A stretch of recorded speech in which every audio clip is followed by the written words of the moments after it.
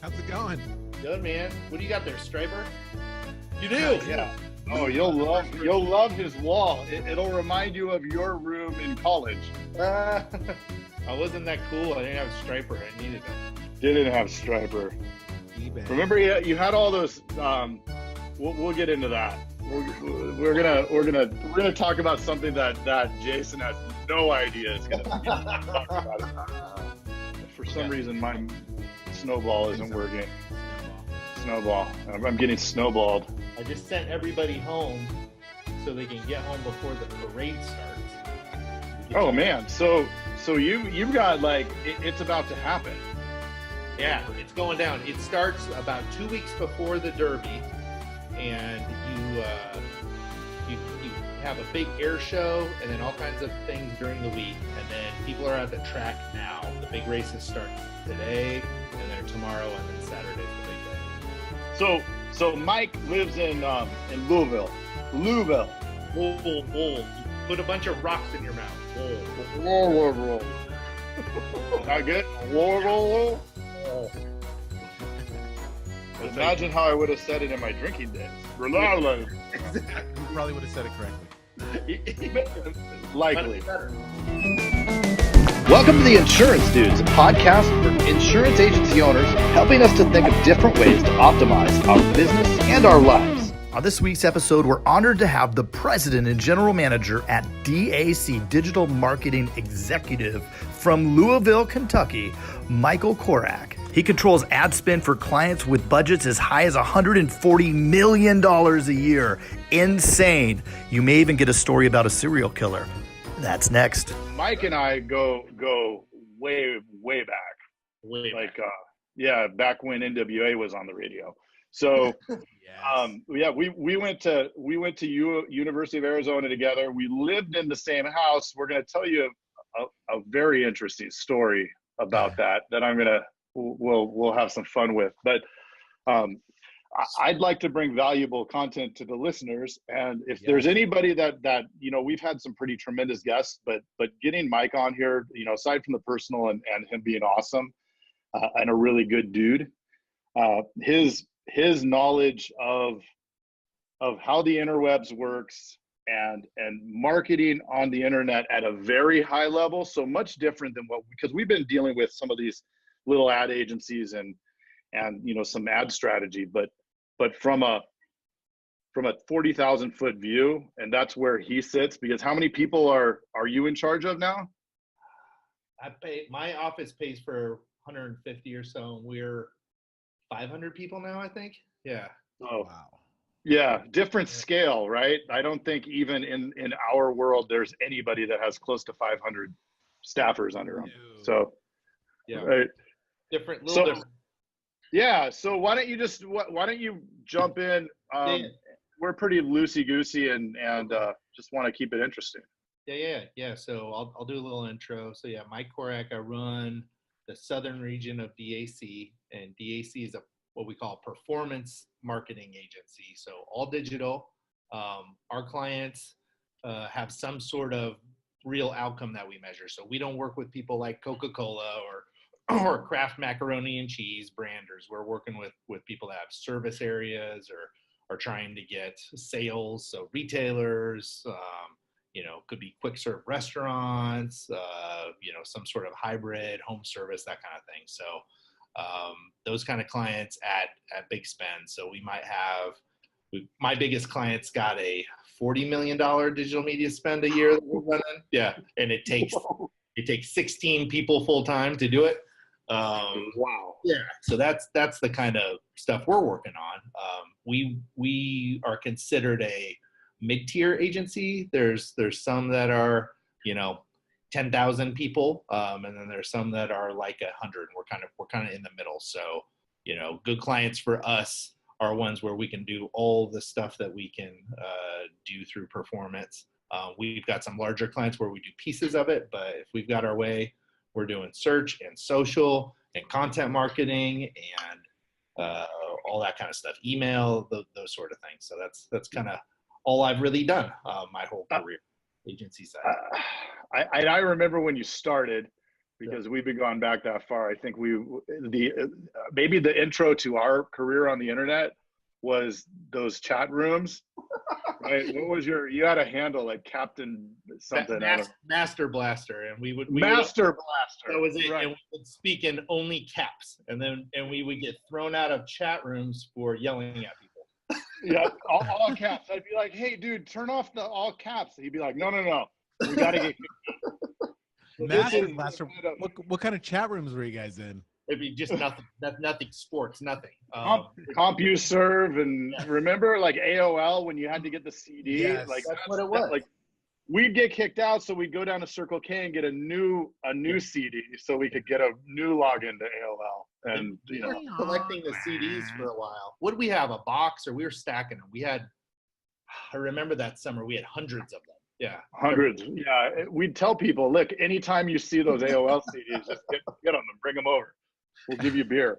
But back to the spend. This is fascinating. So to put, what's that? Oh, I was saying the pre-Netscape. Oh yeah, It was those days before. Yes, and AOL was probably as sophisticated as it was probably then. Yeah. Which look at how full circle. Right. I'm fascinated with this ad budget. When you say 40 million a year, to put that in perspective, that's 109,000 a day if you're advertising every day. Right. And so is that across, is that just Facebook, or is that Facebook, YouTube? What? How do you spend 110 grand a day? Well, in that case, it's actually just search. So it's Google, Bing, those kind of guys, and then some of the products that go with that. So Google Display Network or okay. But yeah, we're pitching somebody right now who has a total digital spend of, and I can't say who it is for NDA, but you would be able to guess. And I think they're 130 million a year, and that would be search, social, and display. And that's a bigger one, but that is not the biggest one I know of, not even close. They're actually not even the biggest one in their industry. So the difference between what I saw early when we were first out of school, where you would be happy to get 1% of advertising budget, and today is that some of these companies I'm talking about are taking 50, 60% of their total marketing budget and putting it online. And that's crazy. So when we were first out of school, if you remember, we were talking to clients about why you might need a website. That's how old we are. And I would get requests from big companies that they'd say, here's our brochure. Can you make me a website? And I'm like, no, that's not how we do it. We don't put brochures. Thank you very much. That's what 98? What is that? Yeah. Yeah. And now we won the national championship. Yeah. And now we're watching them, whack out their full radio spends, they're out of print for most of them at that point. Their TV spends are changing, right? So they're going online. So it's kind of same dollars that they've had in the pool. It's just they're directing more of it online than they ever have before. Why? Because it's measurable, and because every one of us in every study that you will ever see goes online to do our homework, and that's totally true in insurance. So you are probably in most cases you're 2-3 times, depending on the topic, maybe 6 to 10 times hitting the internet, getting different pieces of information before you're making your decision or before you're calling somebody to get you over the hump, right? So consumer behavior is changing. People want to learn for themselves, self-select a little bit more, right? So it's that kind of interest that people want to get ahead of, and then companies are seeing that. In my opinion, it's not even marketing. It's really kind of just communication, right? Consumers want to communicate in different ways. So companies are trying to find ways to get in that conversation and talk to them. That's very little marketing in that. It's really kind of just being there when somebody raises their hand a lot of times. So it's a different world, and it's very measurable. So I think a lot of our corporate marketing teams that we work with, in some ways, are really the sales team, and sometimes the customer service team too. And they're getting right in front of conversations and engagement in a way that, they never have before. That's And then awesome. people buy things. And it works. Did you start with the company when it first started? No, this is the 4th agency I've been at. In how old are we? 20 years now, huh? Since we've been out of school, 22, something like that. So I think it's longer. is it longer? We're creeping up on 25. Oh, I can't think about it. That's so old. That's where all this. I keep this hair short. I always have, but look how the gray just pokes through. Even I know you got it too. Oh man, I'm But over it. but luckily, look at in back. Oh, that's got- pretty good. We got all the hair. We have all the hair. Yeah, me too. See, that's it. Yeah, I always knew I'd have all the hair. It's like carpet. I did 23andMe. It indicates that I will not go bald. Good. That's good to know. I got that going. No offense to anybody that's bald, Yeah, because it looks great.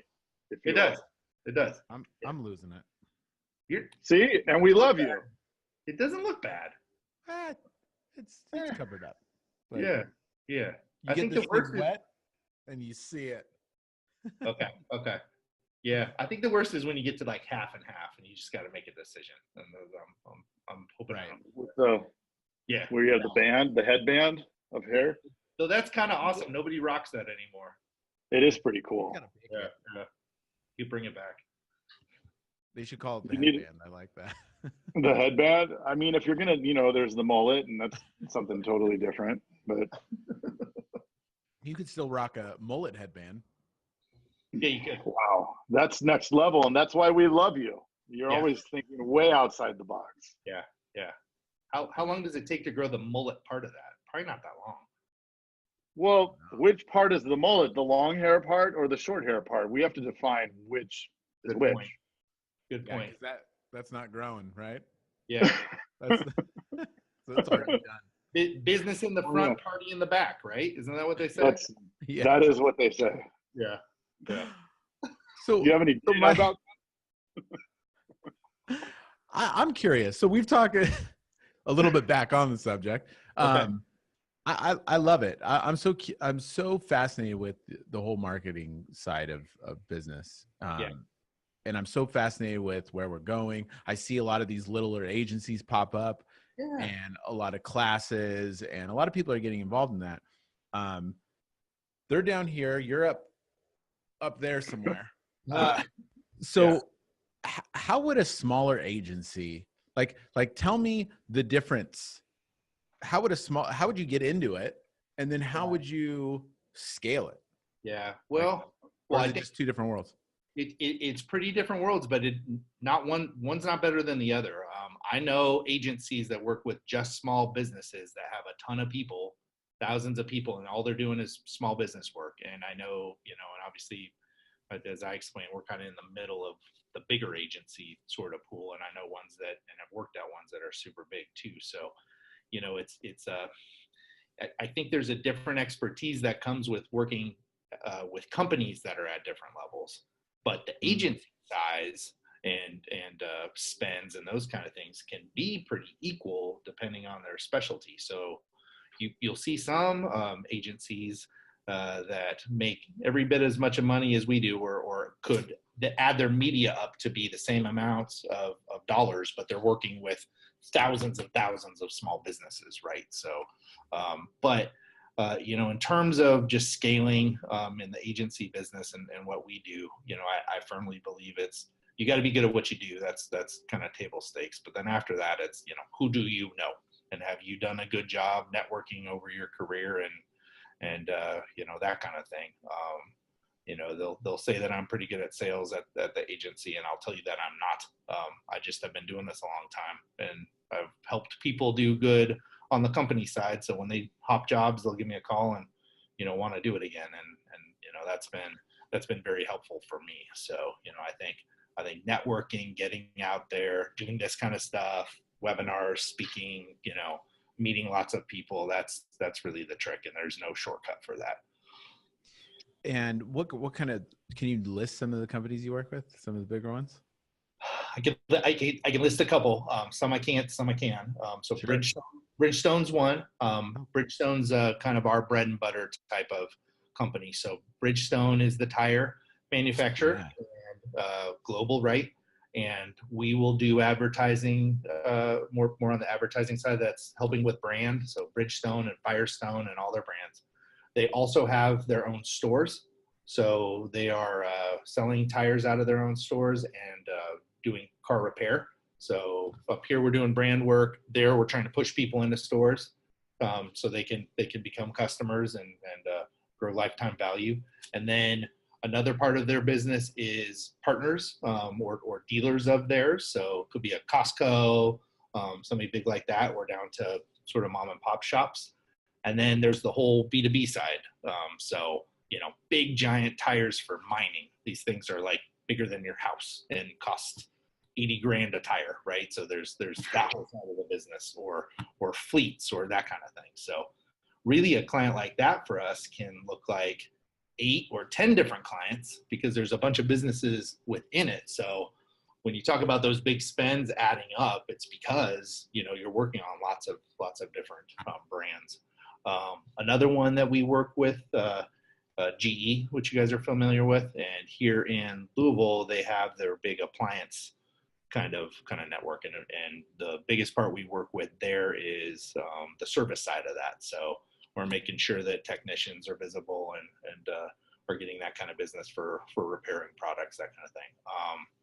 A brand new client for us, TGI Fridays, whole different world, restaurants, and we're onboarding them, right? So it might be something like that.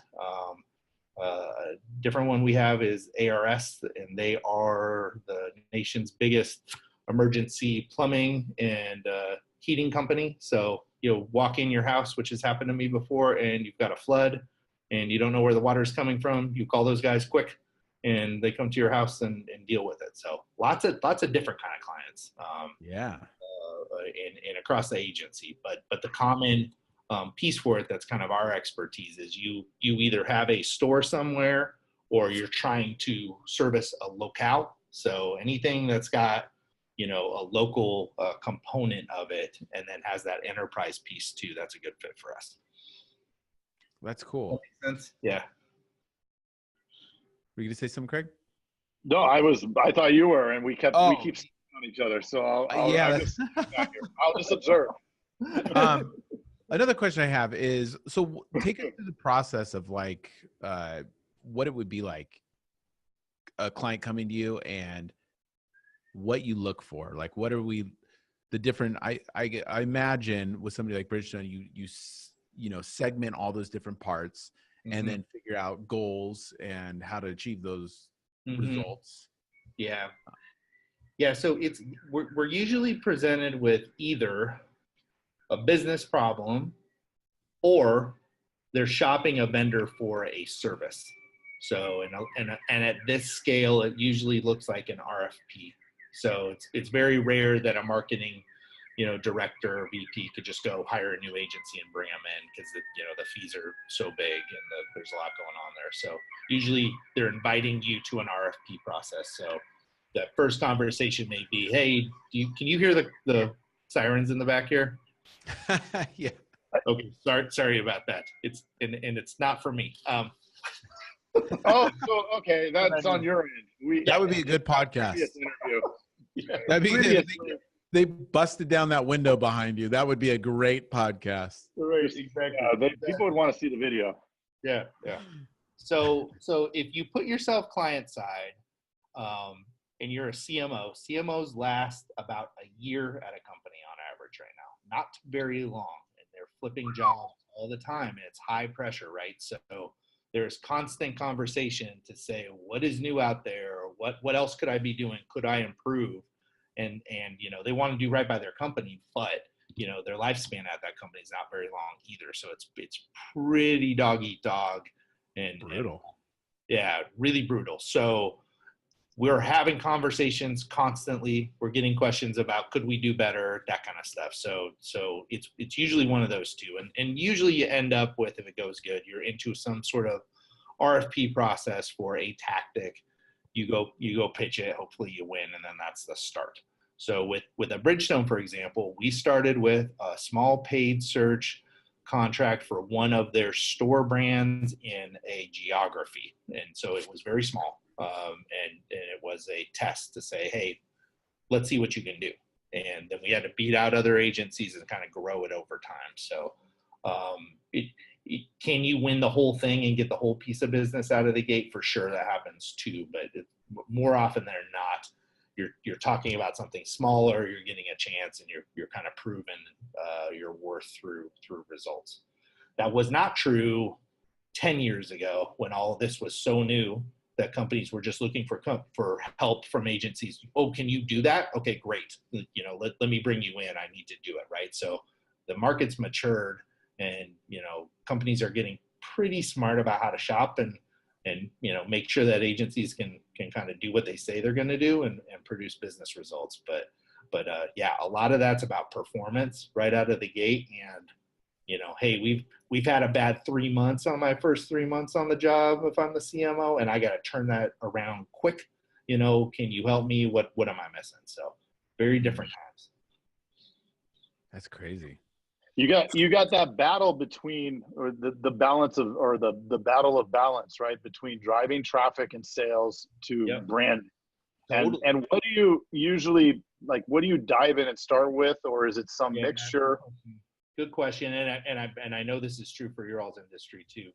We're almost always kind of starting bottom of the funnel and auditing up, and then seeing, what changes will make the biggest impact and prioritizing that, and kind of then moving up through brands. So when I talk about the funnel, if it's a bottom for you guys would be a quote, probably, an insurance quote or something that's the last online thing you can do before you have to talk to somebody to buy, right? So we would look and say, okay, what's that landing page look like that's asking for it? Is there changes we can make there and that kind of stuff? So that's, and if you had your search hat on, that might be a brand, look. So somebody's typing in the brand, they are you visible there? And then you're just starting to move up the funnel to things that are less and less likely to convert. And the thought there is that if you can fill that top and you're not leaking anything through the funnel, then you'll convert more at the end, right? So starting with the bottom of the business and then kind of moving up. So landing pages, those conversion opportunities, that's number one. Then it's usually in brand kind of oriented, brand search, where's my Firestone Complete Auto Care in, Tucson, right? And then, what's the next step? Okay, I've got my tire popped or whatever, right? That kind of inquiry where it's you're pretty likely to buy a tire right now if you're typing that kind of thing in. So then we want to spend our money there, and then up and up and up and up. And then, it's the top of the funnel, you're creating awareness, and that's super important. But if you don't have the rest of it to catch it, once you've done it, it's kind of a waste of money. So we are mature enough now, though, in attribution where we can see that all those things really do work. Early kind of in digital marketing, people would just spend on the bottom because they couldn't tell if the top was working and driving people through. But now things are getting sophisticated enough where you can see it. And then people like Google are doing some pretty interesting things too. So on some of our big accounts, we have access to see store visits. So we can see if somebody types something in, we got them to a place of ours, did they actually end up in one of the stores? And we can optimize to that. So think about that. That's kind of crazy. So if you've got any Google property open on your phone, they know where you're at and what you've done. And that's pretty hard to not have one open, because it might be your calendar. It might be that you did a map search. It might be, who knows what, right? So that kind of stuff's happening now. Facebook does that too, that kind of thing. And that's the, do you give Google permission to do this? And that's what you just said. You said, follow me. Right? And you have human right now. Guaranteed. It's a human pixel. You don't need the pixel seasoned in the back end on Facebook or whatever. It's it's on you because you're carrying it. Yeah, that's it. So a client that might have challenged us before to say, I want to tie everything you do down to a sale, may now say, hey, I trust my store to convert people. I want you to get people inside my store, push all your efforts towards that. So the world's changing quick. And that's kind of back to your other question too, why is so much money going to digital. Well, it's because you can prove things like that. You don't know that from a television ad, and, you know, that kind of thing. But it doesn't mean those top of the funnel things aren't important too. They do create awareness, but more kind of understanding of the full funnel is kind of where we're at right now, and the data that's coming behind that is pretty important and pretty eye-opening. Yeah, like Budweiser can spend, I don't know what, the 50 million on a 30-second ad in the Super Bowl, and there's no way to quantify and measure the return on investment on that, right? No. But for years, for decades, they've been doing it, like, which is just remarkable. Like, that's how much money there is in the big brand. Yeah, that's it. And it doesn't mean it doesn't work. It does work. For sure it works. Does it work as good as it used to? No, because we have so many, as consumers, we have so many other places where we spend our time, right? And we don't have the patience to watch ads. Who watches live TV anymore? Not too many people, not compared to the old days, right? So they're still going to do it on your phone when you do. Yeah, right. You know, yeah, exactly. You're still going to, you know, have some part of the population doing it, but now Budweiser's got to go find you in other places too. But it keeps awareness going. When you're in a store, if you've seen that, you know, you may be more likely to buy. They know what they're doing. But yeah, in the old days, you knew nothing. You literally would turn on a bunch of advertising in a market, and then you go look at sales numbers when they came in and hope that you saw a lift. Well, now you can see things that happen in digital and start sorting it out a little bit more.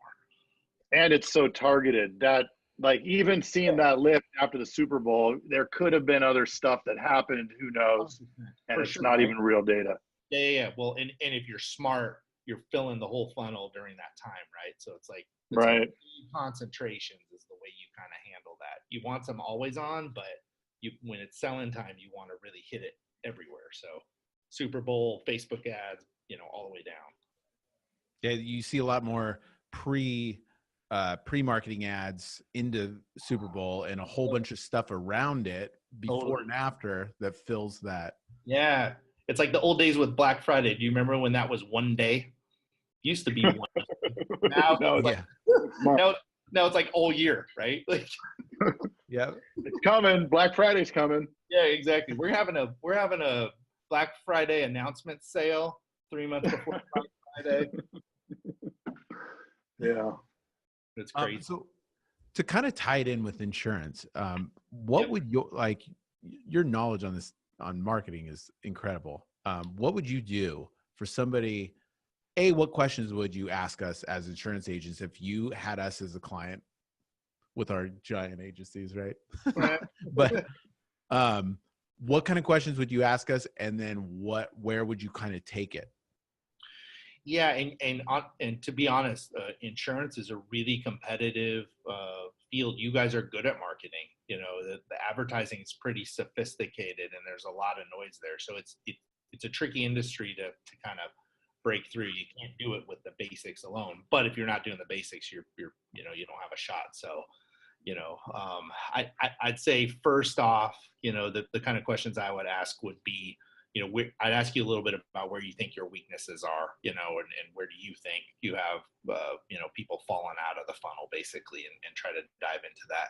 And I'd start poking around too. But, you know, kind of what I was talking about before with a bottom up look, I'd want to see real quick, you know, do you have your map locations, you know, sorted out, and do you look good there? Are you ranking for general insurance queries in your geography, you know, and start trying to pick apart, you know, where some opportunities may be. But it's always important to kind of understand from the business, you know, what's your perception of where you might be having problems. And sometimes we find that what might be perceived as a marketing problem could be a customer service problem, right? Like maybe you're doing everything right, but your ratings stink on Google, and that could really be bringing you down, or that kind of thing. So you gotta come in eyes wide open.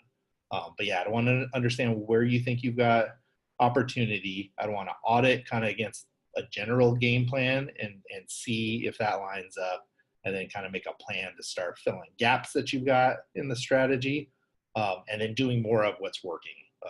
Is a lot of it, but you know, it's a super competitive market. A lot of you are tied to bigger brands too, so you've got to figure out how can I be that brand in this area and then probably also muscle out the other guys that are doing the same thing as me. Well, that's hard. So, you really need a full funnel kind of approach to be able to catch everybody that you can. And I see what Craig does personally, and I like it. I think it's really good. So you're learning something along the way. So give yourself more credit than that. Yeah. I've had some great mentors. Yeah. And but you've also taken the steps to go do it, right? And I think that's where you see most people kind of fall down. It's a lot of people have the right ideas, but do you have the gumption, and will you put the time in to actually go do it? And Craig, it takes a ton of time, right? Like, you got to be really into it and dedicated, and you can't do it for a month and go, it didn't work. I mean, this is forever type stuff, right? So it's hard, but it's really necessary now. Well, and that's what this whole podcast helps serve too, right? Yeah. We joke a lot about how this is the most fun of our week.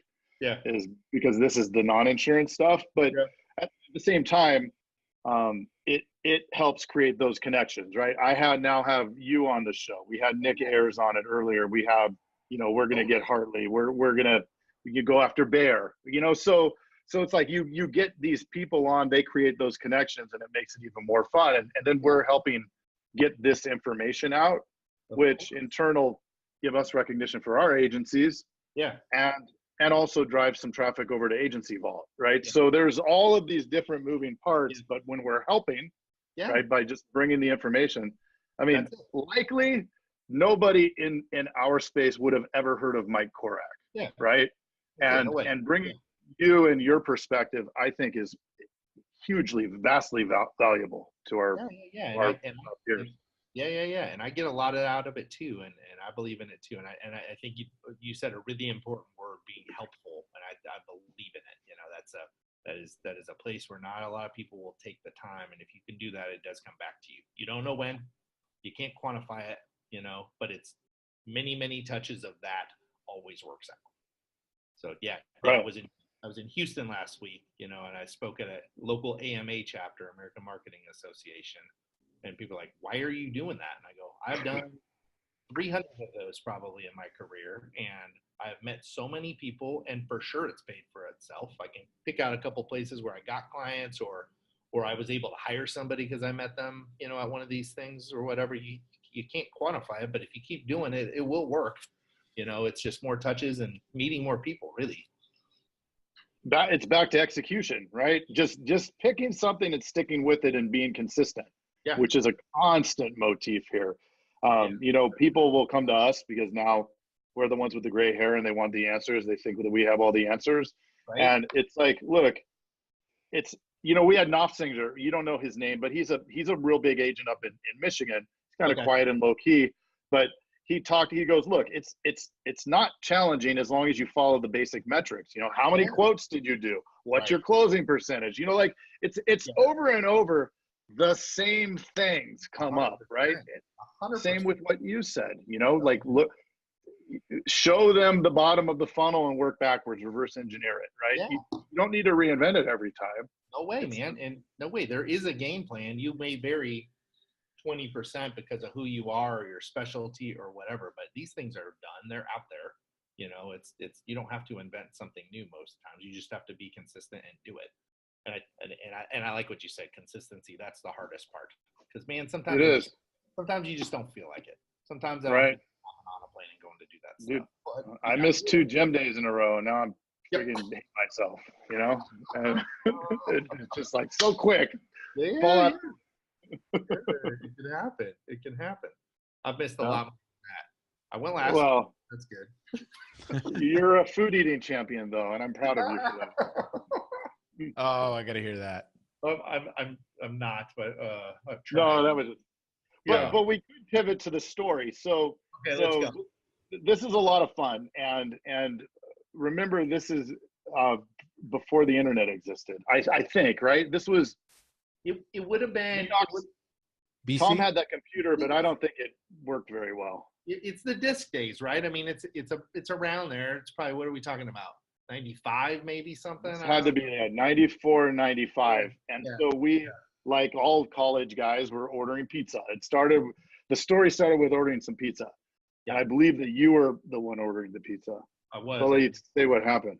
Yeah. So it was Cardinal Pizza.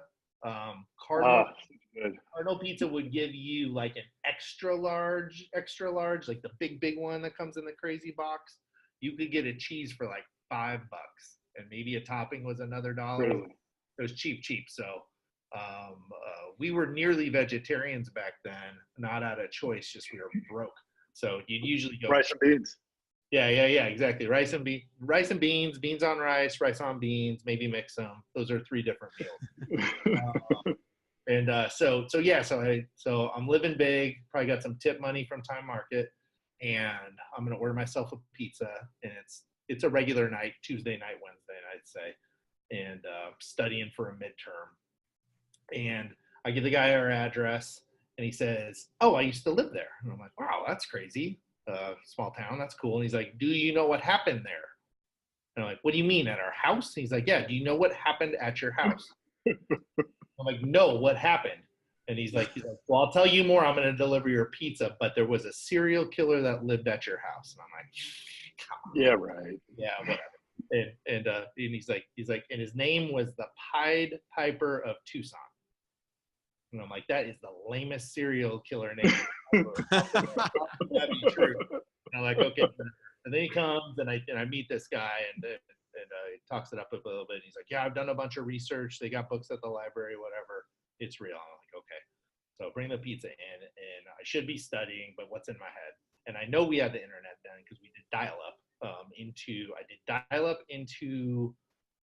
the U of A library, and there wasn't much you could get, but I put in Pied Piper of Tucson, and I just watched in the slow speed, boom, boom, boom, boom, boom. All these listings. Oh no, it's real, and it's like Time Magazine and like big publications and all this stuff. So again, I should be studying, but now it's way. So I don't even know if I ate any of that pizza. I probably had one slice. I go down to the library voluntarily, mind you, and go pull out one of the big, binders of all old Time magazines. And I just dumb luck opened it up. There's the spread. It's black and white of our house. And of our house. On the cover, Time magazine. So you're just scanning it, and it was this creepy guy. I don't remember his name, Schmidt or something. Schmidt. I think he died now. I mean, it happened a long time ago in the 60s or something. Yeah. It's crazy. So keep going.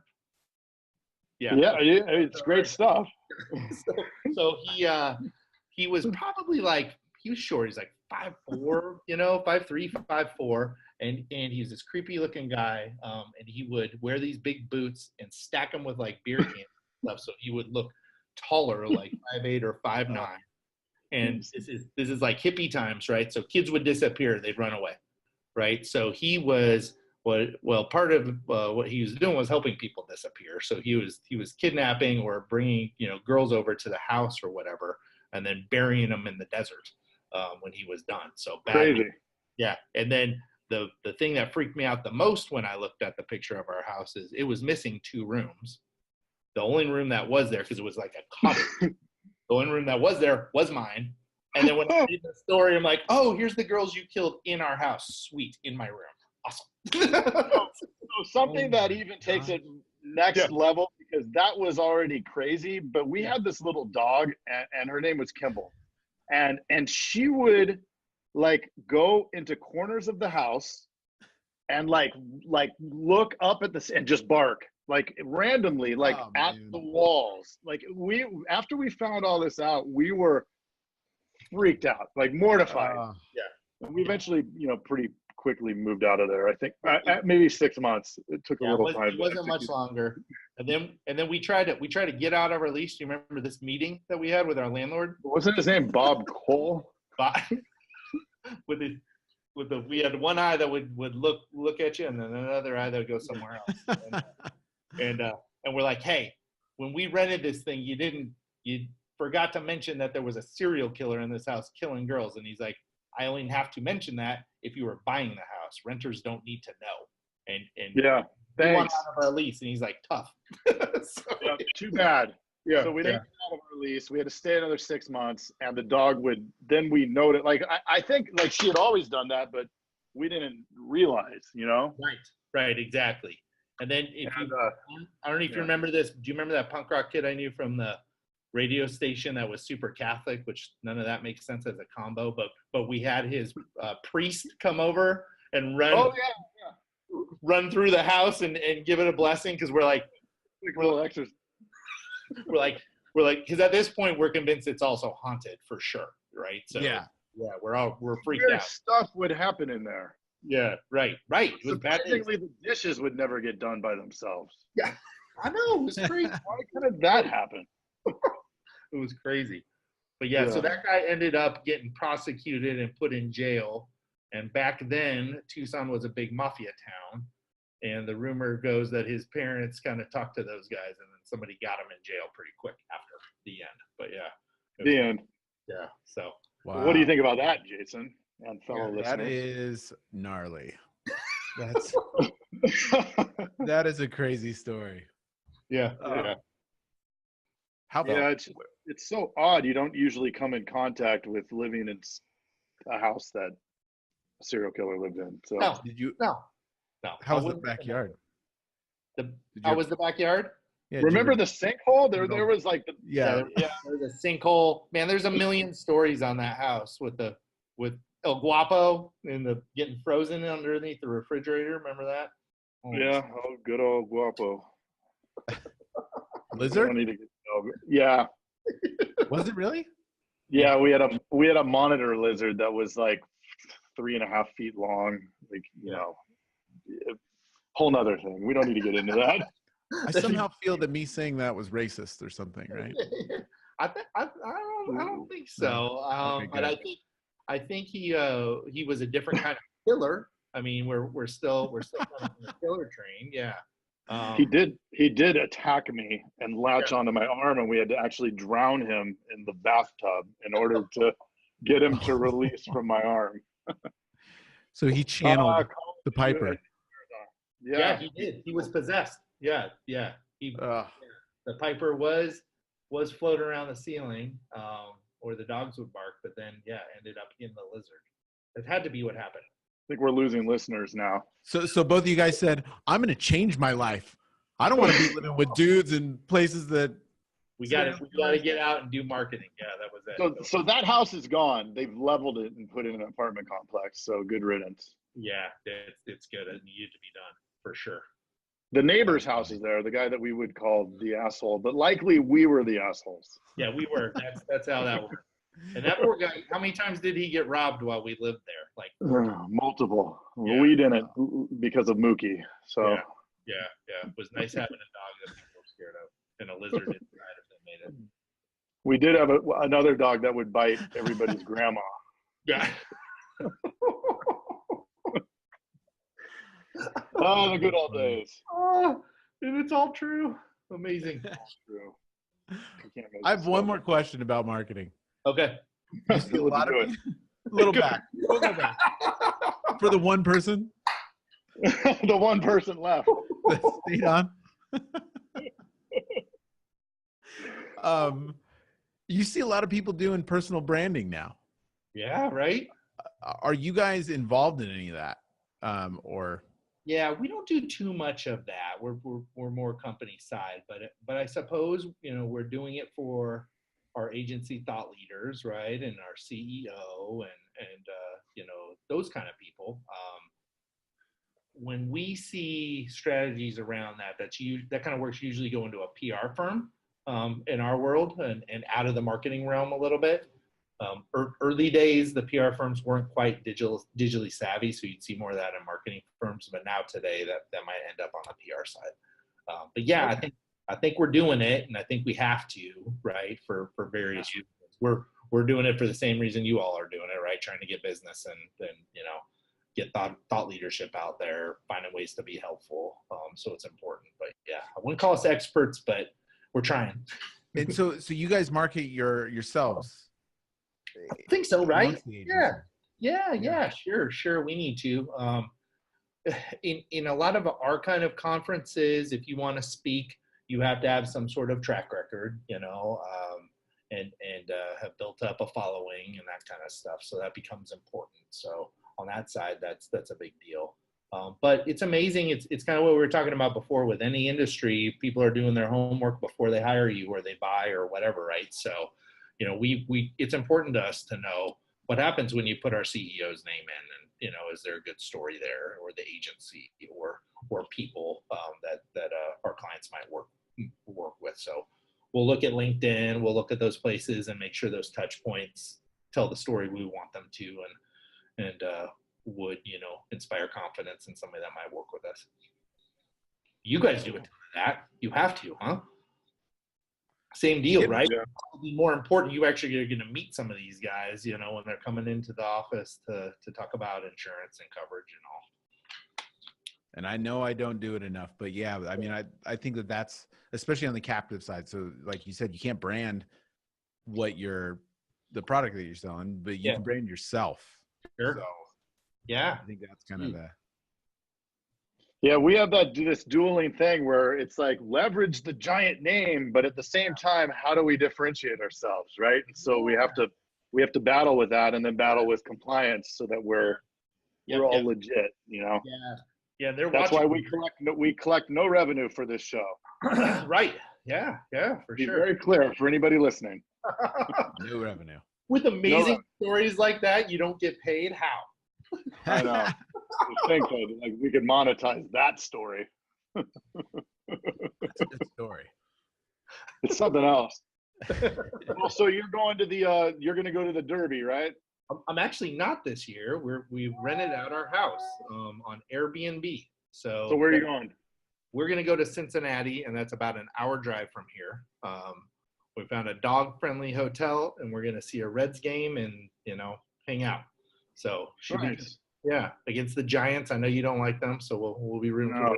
Please root against them. Please, it's terrible. Yeah. They're the worst. Yeah, kind of a accidental marketing story related to this Airbnb. So 2 years ago, one of our friends in the neighborhood rented their house and for Derby, and we were new to town, and they told us how much they were getting. We're like, oh my gosh, we should do that too. And it was their house is a little bigger than ours. I think they were getting $3,000 a night, and I know 6-bedroom or something. But what happens here is these hotels will be, can be $700, $1,000 a night. So you had a big enough group of people, you're actually probably saving money, but the numbers are out of control. And so Kim and I were like, well, God, we got to do that. So we got on Airbnb. It's probably 3 weeks before Derby, so probably a little too tight. And made a listing, put it all up there. And we're watching, and it's getting no traffic. And, you know me doing this. I'm trying to put keywords in and do all this stuff. The game, it's not working. And I call Airbnb. I'm like, this is weird. All of our friends in the neighborhood have rented their house. Seems like we should be getting some looks. Is it broken? They looked and they're like, yeah, something's wrong. It's just not getting picked up. And it didn't work out. It was too close. And we kind of forgot about it. So 2-3 months ago, we're sitting at home and we both get a text message, and it says, John is excited to come stay at your house on May whatever, May 2nd, and he has made his deposit. And we're like, what is that? And so we both get on there. Well, that listing had been up for 2 years. We didn't realize it, and it finally started working. And we looked at each other and we're like, well, should we do it? Yeah, why wouldn't we do it? So right now we've got some new people in our house. They've been there since 10 a.m. this morning, my time. So about 6 hours, and I'm looking on my Ring notifications. I see some activity in and out, but there's no fire alerts, so I think we're good. We'll see how it goes. But I've rented them a million times, but yeah, I own. So pretty exciting. That's awesome, man. Yeah. They'll enjoy Derby and all that's good. And who knows, maybe this is what we end up doing. So we did go to Derby though our first year here, and it was a lot of fun. So highly recommend it. We'll just rent it out for the whole year, and you can just right. If I could get that all year, trust me, we'd be doing a lot. Yeah. Pretty good revenue source. Mm-hmm. For sure. Well, hey, dude, thank you. So, do you have anything else you want to ask him, Jason? No, I mean, You're getting that that was glazy, very insightful. glassy eye look. I need a cup of coffee, man. I honestly, I just realized I haven't had one since this morning. I've been constantly. Sound good. Oh, you got to keep that going. Yeah, I don't make it. Yeah. Your Insurance Dudes podcast is sponsored by Agency Vault, an industry leader in agency coaching, hiring and retaining top talent, and sales training with the 7-step trusted advisor sales framework. Are you up for the challenge? For $99, you'll get 28 days of access and an opportunity to join our private platinum coaching group. For more information, navigate to www.agencyvault.com. Hey, thanks for checking out the Insurance Dudes. Hey, please subscribe. We got some really great stuff coming out.